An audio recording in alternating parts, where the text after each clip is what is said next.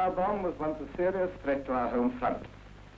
But this menace was beaten by the people of Britain, who turned themselves into a great army of firefighters. Now, in order to try and frighten fire guards and stop them from putting out fires, the Nazis are using a powerful and dangerous explosive in some of their firebombs. Many of the firebombs that are dropped will still be of the old kind, but don't rely on this. Treat them all as the new kind. The new bomb is the old type firebomb with an explosive charge fixed on its nose. There is a time fuse which explodes the bomb at any time up to 6 or 7 minutes. The nose breaks up into many pieces which can injure you but do not burn. The burning part of the bomb is the same as before. Keep away from any firebombs that fall where they can't make a fire, in streets or gardens. Don't try and put sand mats on them. They may explode while you're near. Move at the double and use brick walls and big trees as cover, as the explosion is dangerous over a big area. But if a bomb falls in a house or anywhere where it can start a fire, tackle it. Use cover as much as possible. The ordinary brick wall gives good cover. If your inside walls are brick, you can fight the firebomb from outside a room like this. But remember, only brick walls give cover. Walls of lath and plaster are useless, though a breeze wall will give some protection.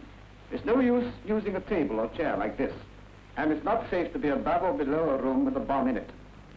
Ceilings and floors do not give protection, so don't try and catch the bomb as these fire guards are doing. If your inside walls are not of brick, tackle the bomb from outside if possible. Break the windows and pump in water in the direction of the bomb. Even if you don't hit it, wetting the room will lessen the risk of a big fire. Once the bomb has exploded, you can go in and tackle it in the normal way, with the stirrup pump jet. If bombs don't ignite, leave them alone and tell your warden. They can still explode. Now let's see how these fire guards deal with the new bombs.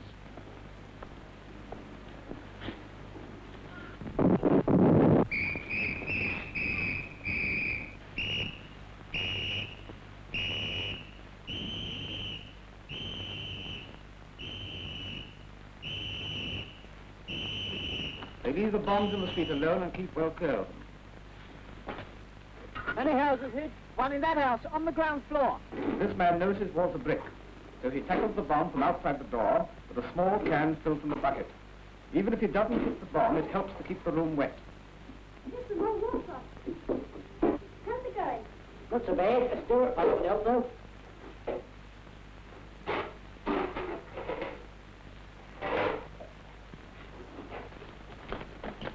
Water here. Mind out, we'll take over now. All brick, yes, that's quite safe. Good. Seems okay now. Look like it may go up any minute now. Ah, now we can go in and finish it out. The explosive charge makes the new bomb much heavier, and it will often go right through to the ground floor of the small house.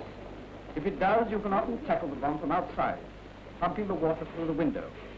All members of the stirrup pump party must take care to put the pump and themselves under cover, not forgetting bombs which have fallen outside.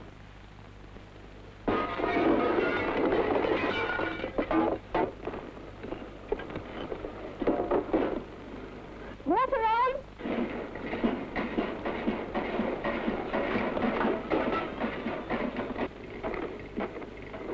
Keep well down. It may go off any minute now. Okay, I'm going in.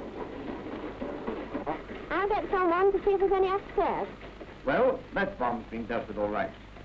But if you're going to be equally successful, you've got to make plans in advance. It's always a good idea to have a talk with your senior fire guard. The stirrup pump is still the main weapon against fire bombs.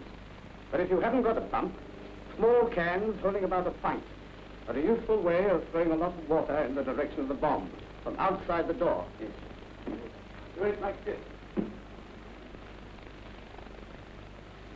Be careful only to expose your hand while throwing the water in. Don't on any account look round to see what's happening. Now you must be sure which walls give safe protection.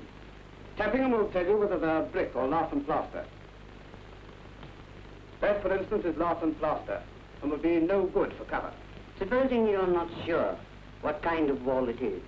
Well, try and find out from your local builder or borough surveyor. Failing any other way, if you drive 2-inch nails into the wall, you'll soon know if it's brick or not. If it's brick, they won't go in. So you mustn't go into the room at all. It seems hard to get the water onto the bomb. Yes, but you can tell by the sizzle when you're hitting the bomb. And any water that misses the bomb wets the room and helps to prevent burning. Doors must open wide, so that you can get water to any part of the room without exposing yourself. Supposing you can't open it all the way.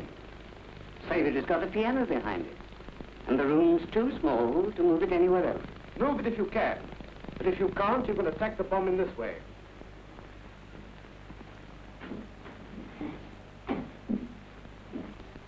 Direct the water over the door close to the hinge, keeping yourself behind the brick wall. You see, this new bomb means a great alteration in method. What were right ways of tackling fire bombs are now wrong ways. This way is wrong, and this is wrong.